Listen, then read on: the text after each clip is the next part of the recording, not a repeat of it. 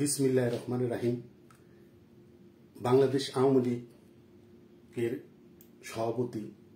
সভানেত্রী বঙ্গবন্ধু কন্যা শেখ হাসিনা অবশ্যই বাংলাদেশে আসবেন, তা এখন দিনের আলোর মতো স্পষ্ট হয়ে যাচ্ছে। তাকে কিন্তু কেউ আনতে হবে না। বাংলাদেশের জনগণ এমন অবস্থা সৃষ্টি হচ্ছে, সারা বাংলাদেশের মানুষই, তৃণমূলের মানুষ, যারা খেটে খাওয়া মানুষ, সারা বাংলাদেশের গ্রাম গুঞ্জের শহরের যারা কোনো রাজনীতিতে নাই, তারা শুধু একটি কারণে তাকে আনবে, যে তারা এতটুকু স্পষ্ট সারা বাংলাদেশের মানুষ সবাই, যে বঙ্গবন্ধু শেখ মুজিবুরের কারণে এই বাংলাদেশ নামক রাষ্ট্রের সৃষ্টি হয়েছে এবং এই দেশের যত উন্নয়ন হয়েছে শেখ হাসিনা, বঙ্গবন্ধুর কন্যা শেখ হাসিনার নেতৃত্বে তা হয়েছে। এর বাইরে কেউই এই দেশটিকে আর উন্নয়নের মহাসড়কে নিয়ে যেতে পারে না। এই জন্যই বাংলাদেশ আওয়ামী লীগের সভানেত্রী বঙ্গবন্ধু কন্যা শেখ হাসিনা অচিরেই আসবেন অবশ্যই। আর আপনারা দেখেছেন যে যেই একটি দল হয়েছে জাতীয় নাগরিক পার্টি, এটা দিনের আলোর মতো স্পষ্ট, এটার মধ্যে আর লুকোচুরি নাই। এটা ডক্টর ইউনূসের প্রেসক্রিপশনে, এবং এই দলটি গঠনে সবচেয়ে বড় ভূমিকা রাখছে আসিফ নজরুল। ডক্টর ইউনূস তার প্রেসক্রিপশন দিচ্ছেন, আসিফ নজরুল সেই প্রেসক্রিপশন অনুযায়ী ছাত্রদেরকে বিভিন্ন ভাবে তাদেরকে মোটিভেট করে এই দল গঠন করা হচ্ছে। ছাত্ররা কিন্তু দল গঠন করার কথা ছিল না। আপনারা দেখেছেন ডক্টর ইউনূস বলেছে ছাত্ররা তারা ইয়ং জেনারেশন, তারা একটা দল গঠন করলে ভবিষ্যতে ভালো হবে। তবে এটা দিনের আলোর মতো স্পষ্ট হয়ে গেছে। 111-এ মঈনুদ্দিন ফখরুদ্দিনের সময় আপনারা দেখেছেন ডক্টর ইউনূস একটা কিন্তু নতুন দল কিংস পার্টি করতে চেয়েছিল, কিন্তু তখন পারে নাই। এখন তার হাতে সেই মোক্ষম সময়টুকু এসেছে, সেই সুযোগটি কাজে লাগিয়ে সে মনে করছে বাংলাদেশের মানুষ বোকা, সে ডক্টরেট পাশ করেছে এবং সে মনে করে তার চেয়ে জ্ঞানী লোক নাই। কিন্তু বাংলাদেশের কৃষক, শ্রমিক, মেহনতি মানুষ, যারা তৃণমূলে খেটে খাওয়া মানুষ, তারাও কিন্তু হয়তো তাদের লেখাপড়া অতটুকু নাই, কিন্তু তারাও কিন্তু রাজনীতির ব্যাপারে তাদের প্রচুর জ্ঞান আছে। প্র্যাকটিক্যাল তারা যা দেখে আসছে তা দিয়ে। আপনারা দেখেছেন জাতীয় নাগরিক কমিটি যেই বাংলাদেশের ইতিহাসে প্রথম এই মানিক মিয়া অভিনীতে আপনারা দেখেছেন তারা যে ধরনের একটা, যেভাবে তারা স্টেজ করে বিভিন্ন কার্পেট বিছিয়ে 10 লাখ লোক আসবে। আমার তো মনে হয় এখানে 5,000 লোক হয়েছে কিনা, আমার নিজের রাজনীতি জীবনের অভিজ্ঞতায় আমার তো মনে হয় না এখানে 5,000 লোক হয়েছে। আপনারা দেখেছেন সারা বাংলায় 65 ডিস্ট্রিক্ট থেকে লোক এনেছে কিংস পার্টি। এই জন্যই ডক্টর ইউনূসের কথা মতো এই 65 ডিস্ট্রিক্টের ডিসিরা বাস রিজার্ভ করে তাদেরকে এনেছে। এরপরে 65 ডিস্ট্রিক্টের লোক আসার পরও আপনারা দেখেছেন মানিক মিয়া এভিনিউতে লোক নাই। আর সবচেয়ে দুঃখজনক ব্যাপার হলো, আমাদের একটা রাষ্ট্রের হৃৎপিণ্ড হলো সংসদ ভবন। এটা সংসদ মানুষে বলে পবিত্র সংসদ ভবন। এই সংসদ ভবনের মাঠের মধ্যে যেখানে ফুলের বাগান, এখানে বাথরুমের মলমূত্র ত্যাগ করেছে বাথরুম বসিয়ে এই জাতীয় নাগরিক পার্টির নেতৃবৃন্দরা এখানে মলমূত্র ত্যাগ করে ভাসিয়ে দিয়েছে সংসদ ভবনের চত্বর। আর এই নাবালকরা যেই পার্টি করেছে, রাজনৈতিক দল করেছে, তারা তিনটি, তারা এই কারণে সাকসেসফুল হবে না এবং আওয়ামী লীগ লাগবে না। একটা কথা বলে যে ঠেলাঠেলি কর, খোদায় রক্ষা কর।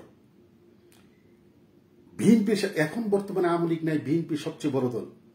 বিএনপির সাথে এই জামাত এবং জাতীয় নাগরিক পার্টি, তাদের সাথে যে একটা যে কোনো সময় ক্ষেত্র প্রস্তুত হয়েছে, যে কোনো সময় একটা এমন একটি মারামারি হবে সারা বাংলাদেশ, প্রতিটি থানা, ইউনিয়নে, জেলাতে, যে এটা একমাত্র আল্লাহ ছাড়া এটা কেউ দমাতে পারবে না। যেহেতু আইন শৃঙ্খলা বাহিনী ওভাবে নাই, আর সেনাবাহিনী বলেছে তারা আর বেশি দিন এভাবে মাঠে রাখতে পারবে না, কারণ তিনটি কারণে, যে তিনটি দাবি তারা উঠিয়েছে জাতীয় নাগরিক কমিটি, আপনারা দেখেছেন।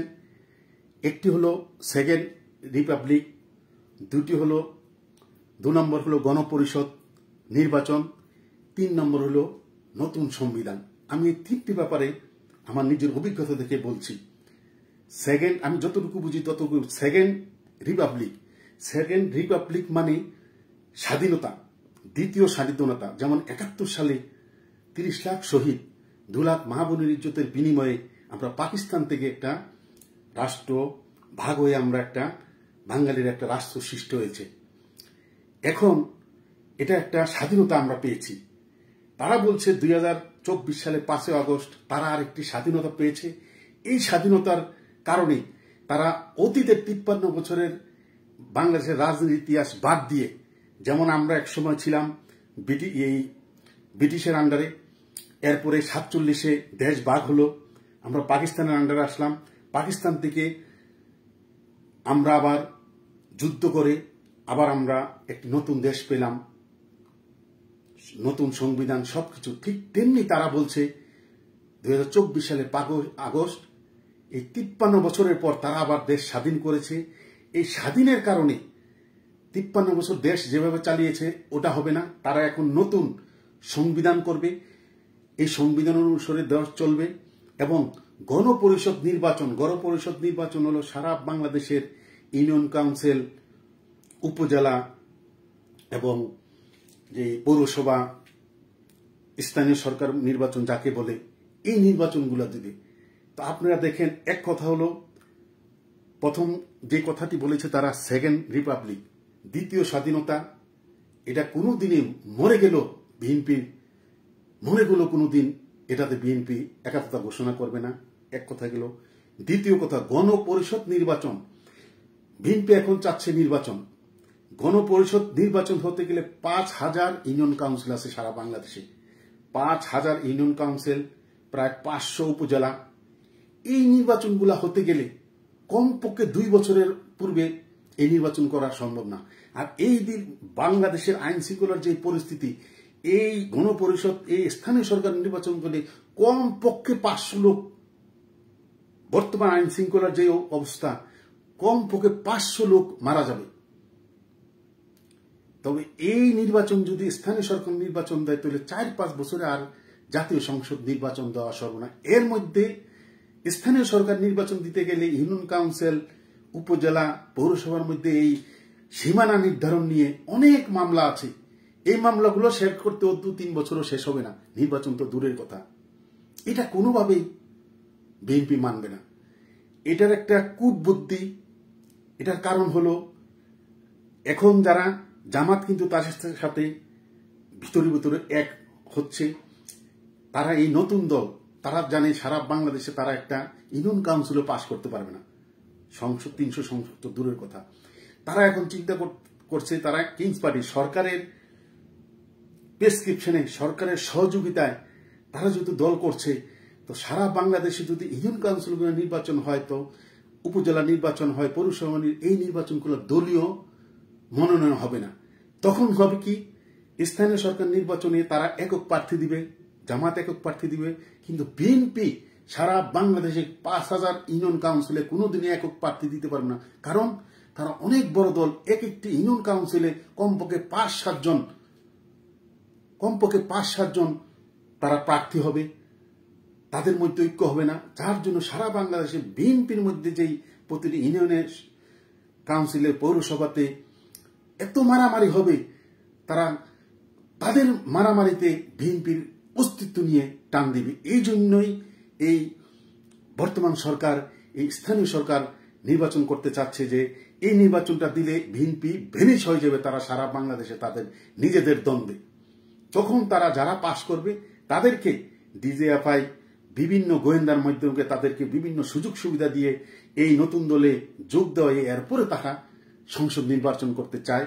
এই গণপরিষদ, এই জন্য গণপরিষদ নির্বাচন কোনোদিনও বিএনপি সে মরে গেলেও কোনোদিন এটা রাজি হবে না।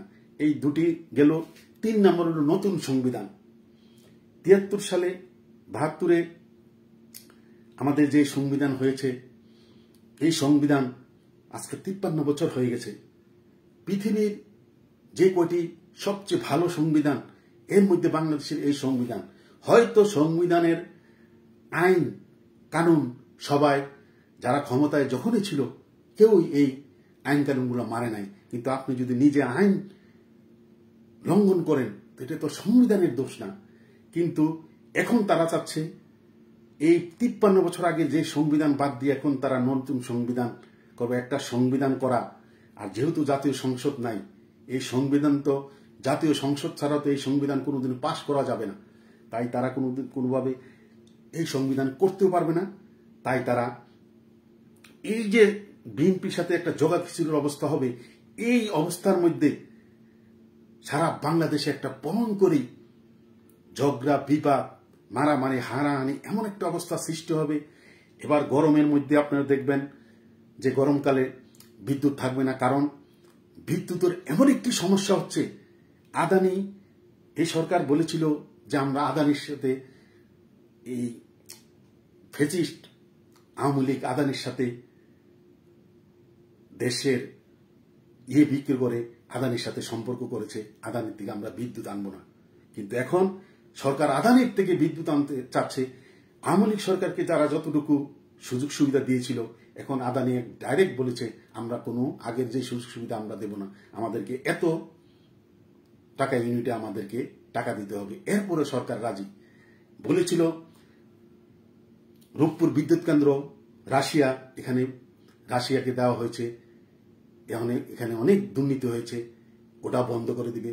এখন আবার রাশিয়ার রাষ্ট্রদূতকে ডেকে বলেছে ওই রূপপুর বিদ্যুৎ পারমাণবিক বিদ্যুৎ কেন্দ্র চালু করার জন্য। এখন এই সরকার সব কিছুগুলো, তার মুখের যে কথাগুলা, অতীতের সব কথা, সে একই কথা, যে কথাটা বলেছে সেই কথাটা উদ্ধ করে আবার সে অন্যভাবে কথাগুলো বলছে। এখন ভারত থেকেও বিদ্যুৎ আনবে, রাশিয়ারও রূপপুর বিদ্যুৎ কেন্দ্র থেকে বিদ্যুৎ, এরপরও বিদ্যুতের যেই ঘাটতি হবে, আমার বিশ্বাস এই বিদ্যুতের সমস্যা এবং দ্রব্যমূল্যের সমস্যা নিয়ে এই সরকার পালিয়ে যাওয়া ছাড়া তার আর কোনো রাস্তা থাকবে না। আর এখন যেই দল করেছে, আপনারা তো অবশ্যই, যার একটু জ্ঞান আছে, যার যদি একটু জ্ঞান আছে, তারা অবশ্যই আপনারা বুঝেছেন যেটা ডক্টর ইউনূসের প্রেসক্রিপশনে এই দলটি হচ্ছে। তাদের যে কোনোভাবে 4 বছর হোক 3 বছর পর নির্বাচন দিলে যখন তারা যদি তারা বিজয়ী হয়, তখন তাদের প্রেসক্রিপশনে তারা প্রেসিডেন্ট হিসাবে ডক্টর ইউনূসকে বসাবে। এটাই তাদের পরিকল্পনা। তারা কি বলেছে যে জাতীয় নাগরিক কমিটি ভারতও না পাকিস্তানও না, তারা একটা মধ্যপন্থী। তারা কিন্তু আপনারা দেখেছেন বাংলাদেশের ইতিহাসে এই প্রথম কোনো একটা নতুন দল যখন গঠন হয়েছে, আপনারা বাংলাদেশের সকল রাষ্ট্রদূতকে তারা দাওয়াত করেছিল, কিন্তু কোনো রাষ্ট্রদূত কিন্তু তাদের সবাই আসে নাই। শুধু এসেছে পাকিস্তানের, আর একজন এসেছে ভ্যাটিকান সিটি। আপনারা জানেন সারা পৃথিবীর মধ্যে সবচেয়ে ছোট রাষ্ট্র হলো ভ্যাটিকান সিটি। শুধু 500 জন লোক, ওই দেশের নাগরিক, শুধু 500 জন। এই 500 জন লোক ওই দেশের ভ্যাটিকান সিটির রাষ্ট্রদূত ছিল, আর শুধু পাকিস্তানের রাষ্ট্রদূত ছিল, আর কোথায় ছিল না। তা আপনারা বুঝেন, তারা বলছে আমরা পাকিস্তানপন্থীও না, ভারতপন্থী না। অবশ্যই তারা পাকিস্তানপন্থী। আপনারা ভালো করে দেখছেন, এতদিনে বুঝেছেন যে পাকিস্তানকে নিয়ে এই ডক্টর ইউনূস পাকিস্তানের যে সম্পর্ক করছে, পাকিস্তান এমনকি পাকিস্তানের মানুষ না খেয়ে মরছে অভাবে, এতই সমস্যা। সেই পাকিস্তান থেকে চাউল নিয়ে আসছে, বাংলাদেশ অন্য জায়গার থেকে যত টাকা দিয়ে চাউল আনে তার থেকে বেশি দাম দিয়ে পাকিস্তান থেকে আনছে, শুধু পাকিস্তানের সাথে সম্পর্ক ভালো রাখার জন্য। তবে এখানে আরেকটি কথা আছে, বাংলাদেশ আওয়ামী লীগ, সারা বাংলাদেশের আওয়ামী লীগের নেতাকর্মীরা কিন্তু হয়তো আপনারা অনেকে বলছে পালিয়ে গেছে, হয়তো 5000 নেতাকর্মী, কিন্তু এই বাংলাদেশ আওয়ামী লীগের মধ্যে কমপক্ষে 1 কোটি আওয়ামী লীগের সমর্থক, তৃণমূলের কর্মী সারা বাংলাদেশে আছে। এর মধ্যে হয়তো 5000 চলে গেছে। প্রত্যেকটা মানুষ যার যার স্থানে সবাই প্রস্তুত যে কোনো সময় আন্দোলনে রাজপথে ডাক দিলে সবাই ঝাঁপিয়ে পড়বে, এতে কোনো সন্দেহ নাই। আপনারা দেখছেন ফেসবুক যারা চালান, ইউটিউব যারা চালান, ইউটিউবের মধ্যে প্রতিদিনেই কোনো না কোনো গ্রুপ জরিপ চালায় যে আগামী নির্বাচনে কাকে আপনারা ক্ষমতায় দেখতে চান। প্রতিটি জরিপে, শতকরা 99% জরিপে, বাংলাদেশের সবগুলো জরিপে আওয়ামী লীগকে, শেখ হাসিনাকে আবার প্রধানমন্ত্রী হিসেবে চায়। এটা তো কিন্তু, এই জরিপটা কিন্তু কেউর নিজের কোনো কারচুপি করার মতো কিছু নাই, এই ইউটিউবের যেই জরিপটা হচ্ছে। আর আরেকটি কথা হচ্ছে, ট্রাম্প ক্ষমতায় আসার পর ভারতের সবচেয়ে বড় ইউনিটি, মার্কিন যুক্তরাষ্ট্রের মধ্যে ভারতীয় নাগরিকের যে ইউনিটি আছে, তারা কিন্তু এই হিন্দু বৌদ্ধ খ্রিস্টানের উপরে যে নির্যাতন হচ্ছে এবং বাংলাদেশে মানবাধিকার লঙ্ঘন হচ্ছে, এসব ব্যাপারে ইউনূসকে, ডক্টর ট্রাম্পকে তারা বিভিন্নভাবে এ ব্যাপারে ট্রাম্পকে অবগত করানোর জন্য তারা চেষ্টা চালিয়ে যাচ্ছে। আর আপনারা জানেন, আমেরিকার 18টি গোয়েন্দার প্রধান তুলসী গ্যাবার্ড, সে ভারতীয়, সে কিন্তু এখানে বাংলাদেশের নিয়ে মোদি তার সাথে আলাপ করেছেন। এবং আরেকটি সুখবর হলো, এই মাসে, সম্ভবত এই মাসে ট্রাম্প ভারতে আসছেন।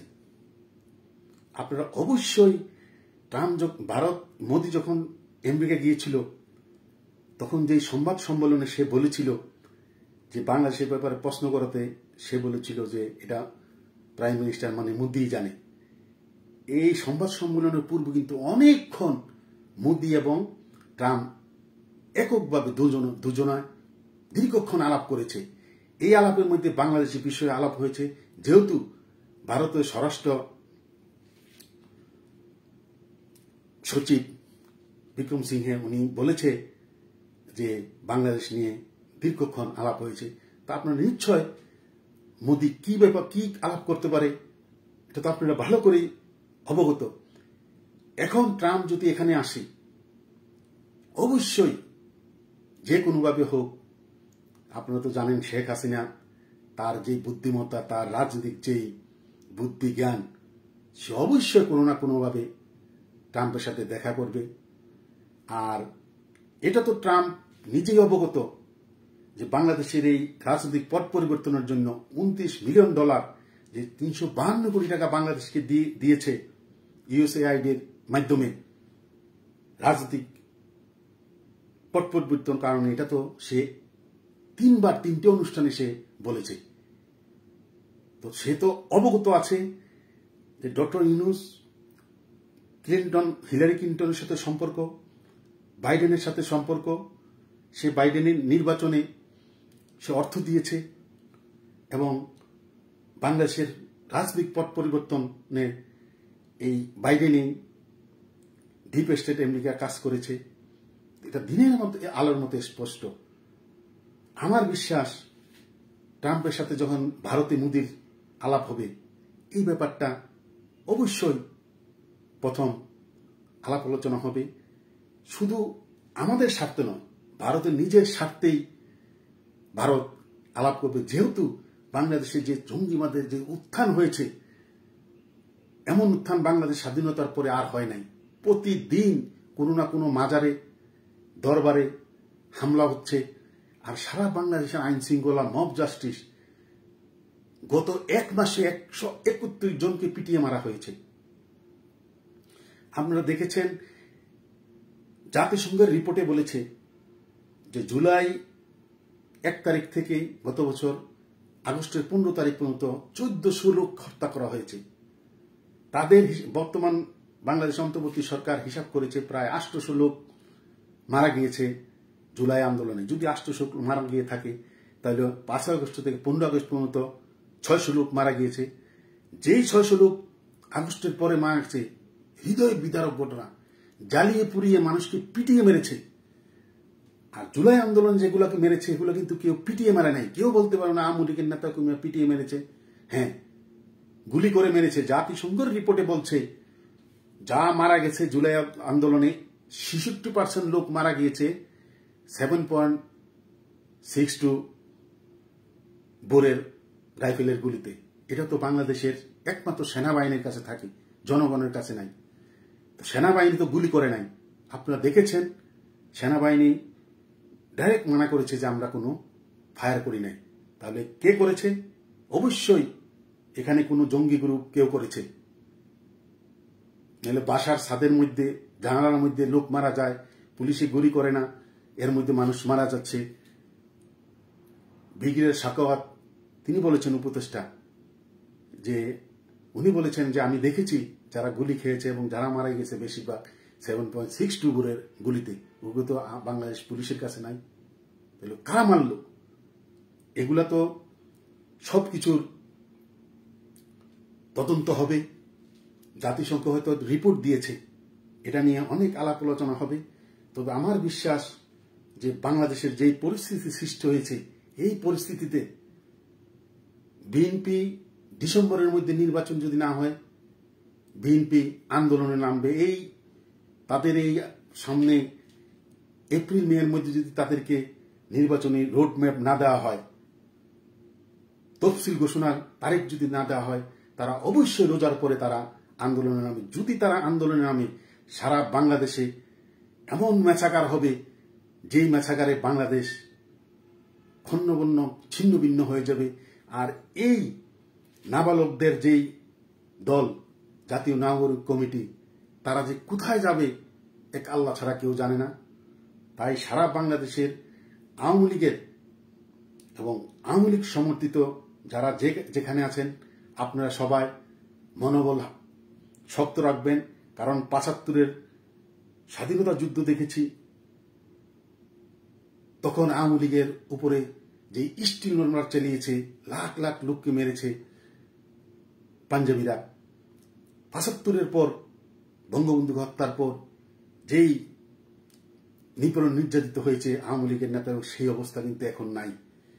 হয়তো আমরা রাজপথে নামতে পারছি না, কিন্তু সারা বাংলায় আপনারা ফেসবুকে, ইউটিউবে যেখানে ঢুকবেন, যে বলেছে এই সরকারের ডক্টর ইউনূসের প্রেস সচিব যে শফিকুর রহমান, সে বলেছে যে ইউটিউবে এবং ফেসবুকে তারা এতই গালাগালি করছে এই সরকারের বিরুদ্ধে, এত গুজব ছড়াচ্ছে, কারণ বাংলাদেশ আওয়ামী লীগের নেতাকর্মীরা এখন ফেসবুকে তারা আছে, তারা থাকবে। অবশ্যই তাদেরকে কেউ দমিয়ে রাখতে পারবে না। বাংলাদেশ আওয়ামী লীগ এমন একটি দল, তাদের কর্মীরা, বাংলাদেশ কিন্তু আওয়ামী লীগ কিন্তু একটা রাজনৈতিক দল, কিন্তু একটা নেতা নির্ভর দল নয়, এটা হলো কর্মী নির্ভর দল। বঙ্গবন্ধু কন্যা শেখ হাসিনা বহুবার বলেছে বাংলাদেশের আওয়ামী লীগের তৃণমূলের কর্মীরাই আওয়ামী লীগের প্রাণ। এই প্রাণ শক্তি আছে বলে আওয়ামী লীগ বেঁচে আছে। আর বাংলাদেশ আওয়ামী লীগের আপনারা দেখেছেন বিগত দিনে যারা মন্ত্রী হয়েছে, এমপি হয়েছে, বিভিন্ন সাংগঠনিক পদগুলোর মধ্যে সভাপতি, সাধারণ সম্পাদক হয়েছে, তাদের ভিতরে এমন একটা মনোভাব চলে এসেছিল যে আওয়ামী লীগ মনে হয় আর কিয়ামতের আগ পর্যন্ত কোনোদিন আর আওয়ামী লীগের পতন হবে না এবং কিয়ামত পর্যন্ত এই দলটি রাষ্ট্রীয় ক্ষমতা থাকবে। তাই তারা তাদের শালা সম্বন্ধী, ভাই, আত্মীয় স্বজন, তাদেরকে নিয়ে তারা একটা পরিবারতন্ত্র কায়েম করেছে। আর কোন নেতারা, এমপিরা আর তৃণমূলের কর্মীর দিকে আর ফিরে দেখে নাই। তারা মনে করেছে কর্মীদেরকে কি দিয়ে কি করব আমি। আর তারা নমিনেশন পেলে, তারা যখন নৌকা পেয়েছে, তারা তখন মনে করেছে নৌকা পেলে জনগণের ভোটে আর তৃণমূলের কর্মীদের ভোটে আমার পাশ করার দরকার নাই, আমাকে সরকারে আমায় পাশ করে দেবে যদিও আমি নৌকা। এই কুলাঙ্গাররা আওয়ামী লীগটাকে শেষ করে দিয়েছে, আওয়ামী লীগটাকে একবার নিঃশেষ করে দিয়েছে। তারা তাদের এই ভাবটার কারণে তারা মনে করেছে আমি একবার এমপি হতে পারলে, যেভাবে খালি এমপি হতে পারলে 500 কোটি টাকা আমি কমিশনে পাবো 5 বছরে, আমার কোনো চুরি না করলেও চলবে। সারা বাংলাদেশে এই কর্মীদেরকে, আওয়ামী লীগের নিপীড়িত কর্মীদেরকে, তাদের এই 15 বছর 16 বছর দল ক্ষমতায়, কিন্তু তাদের চেহারার দিকে দেখা যায় না তারা যেমন খেয়ে আছে কি না খেয়ে আছে। তারা এতই নিপীড়িত নির্যাতিত, দল ক্ষমতা থাকা অবস্থায় তারা এত নিপীড়িত নির্যাতিত, অনেক জায়গায় এমপিরা, দলের সভাপতি, সাধারণ সম্পাদকরা এই নিরীহ কর্মীদেরকে বিভিন্ন মামলা হামলা দিয়ে তাদেরকে এমনভাবে তাদেরকে করে রেখেছে যে তারা মানে মরার উপরে খাড়ার গা, এই অবস্থা করে রেখেছে।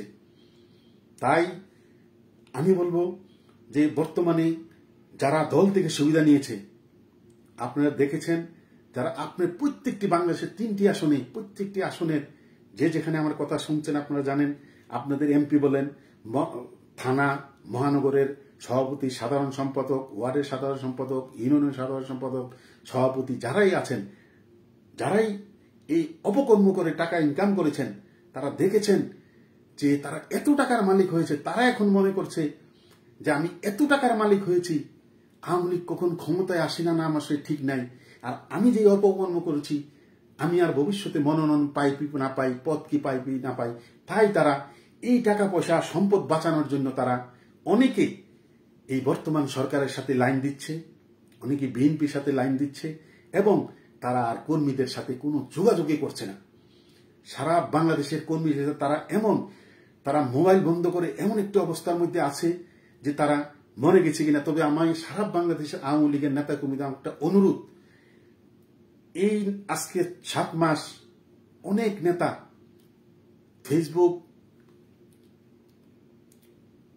ইউটিউব এগুলোর মধ্যে তাদেরকে পাওয়া যাচ্ছে না।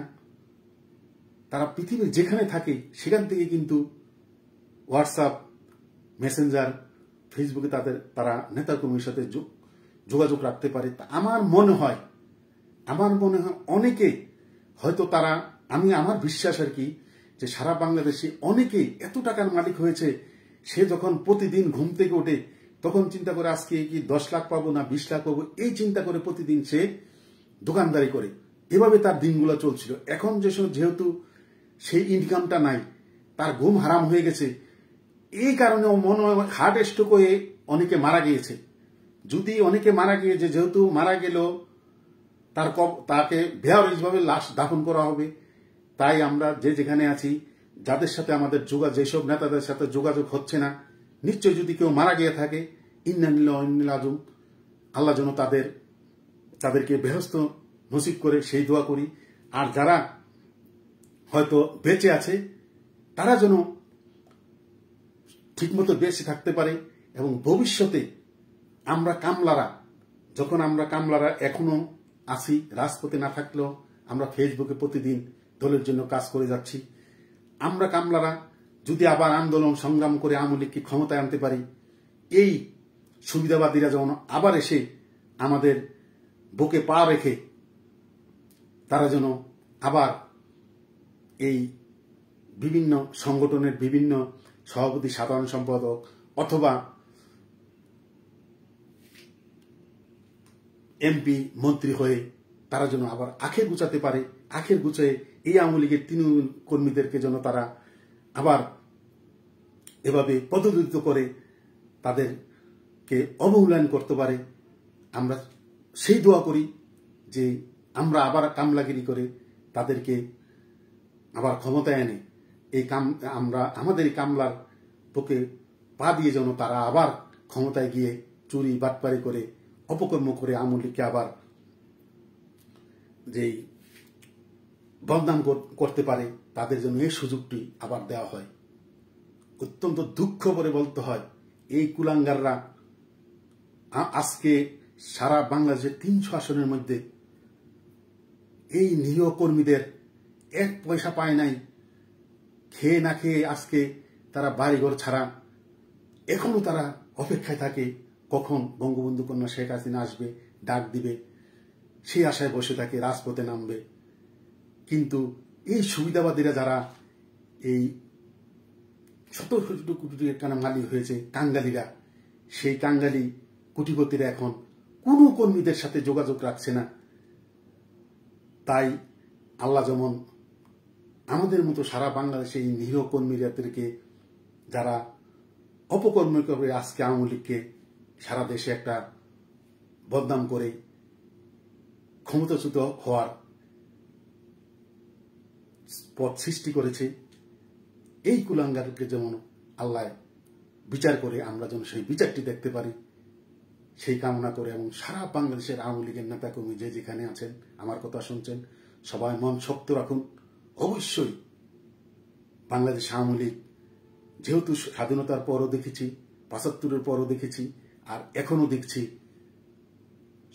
অন্যান্য সব সময়ের চেয়ে এখন সবচেয়ে ভালো অবস্থা আছে আওয়ামী লীগ। কিন্তু তারা হয়তো মাঠে নামতে পারতেছে না যে কোনো কারণে, কিন্তু দেশের যে আইন শৃঙ্খলার অবস্থা যেই হচ্ছে, সামনে বিএনপির সাথে অন্যদের সাথে যেই মল্লযুদ্ধ হবে, ওই সময়টাই আওয়ামী লীগ আবার তার আপন গৌরবে অতীতের মতো রাজপথে নেমে অবশ্যই আগামী সংসদ নির্বাচনে আওয়ামী লীগ বিরাট ভালো একটা ভূমিকা রেখে হয় সংসদে যাবে, নইলে সংসদের বিরোধী দলে থাকবে, নয়তো ক্ষমতা আসবে। এর বাহিরে বাংলাদেশ আওয়ামী লীগকে আরেকটা আমার শেষ কথা, জীবনের অভিজ্ঞতা থেকে বলছি, বাংলাদেশ আওয়ামী লীগকে বাদ দিয়ে, যেহেতু এই দলের নেতৃত্বে বাংলাদেশ রাষ্ট্র সৃষ্টি হয়েছে, এই দলের নেতৃত্বে বাংলাদেশের উন্নয়নের জোয়ার লেগেছে, এই দলকে বাদ দিয়ে বাংলাদেশে একটি জাতীয় সংসদ নির্বাচন কেউ করতে পারবে সে কথা যারা ভাবে তারা বুকার স্বর্গে বাস করে।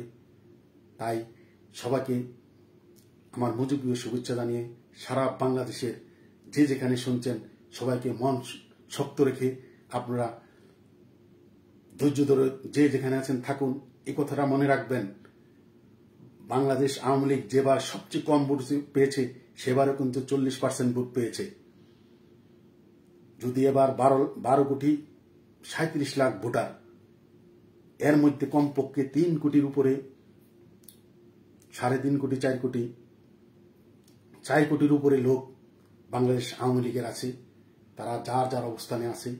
এই 4 কোটির থেকে যদি 50 লাখ লোক যদি একদিন রাজপথে নামে, বাংলাদেশের মধ্যে কোনো এই স্বাধীনতা বিরোধী কাউকে খুঁজেও পাওয়া যাবে না ইনশাল্লাহ। তাই আপনারা ধৈর্য ধরে বসে থাকুন অবশ্যই।